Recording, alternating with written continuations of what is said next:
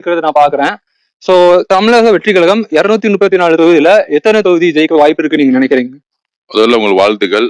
ஒரு மீடியால ஒரு புதிய சேனல் தொடங்கி நீங்க உங்களோட ஆர்வத்தை ஒரு இளைஞரை பாராட்டுறேன். கண்டிப்பாக 77க்கு அப்புறம் 50 வருஷத்துக்கு அப்புறம் இந்த நாடே மாறப்போகுது. ஒரு பெரிய மாற்றத்தை நோக்கி மக்கள் வந்து எலெக்ஷனுடைய டேல அன்னைக்கு நீங்க பாப்பீங்க, பூத்தா பெண்களும் இளைஞர்களும் வந்து தன்னெழுச்சியா ஓட்டு போடுவாங்க. அப்படி தன்னெழுச்சியா ஓட்டு போடுற இடத்துல வந்து பூத் இருக்கா, பூத் லெவல் ஏஜென்ட் இருக்காங்களா, பிஎல்ஏ இருக்காங்களாம் கிடையாது. அது வந்து ஒரு எழுச்சி அலை. அது எழுச்சி அலை உருவாக்கக்கூடிய இடத்துல மக்கள் வந்து இன்னைக்கு வந்து பெண்களும் இளைஞர்களும் ஒண்ணு சேர்ந்துட்டாங்க. இந்த சக்தியை வந்து வாக்குறுதி கொடுத்தோ 8000 ரூபாய் கூப்பன் கொடுத்தோ இல்ல 5000 ரூபாய் கொடுத்தோ எல்லாம் உடைக்கவே முடியாது. இன்னைக்கு வந்து ஊடகங்கள் வந்து நாங்க சொன்ன முன்னாடி எங்களுக்கு 27% இருக்குன்னு சொல்லும் போது நம்பல. இன்னைக்கு 27% இருக்கு, 36% இருந்தாதான் வெற்றி பெற முடியும் சொல்லுவாங்க. தேர்தல் அன்னைக்குமே நல்ல ரிசல்ட் வரும்போது ஒரு பெரிய புரட்சியை ஒரு பெரிய வரலாறு உருவாக்கிட்டாங்கன்னு சொல்லுவாங்க. ஏன்னா களத்துல நாங்க தான் பணி செஞ்சுட்டு இருக்கோம்.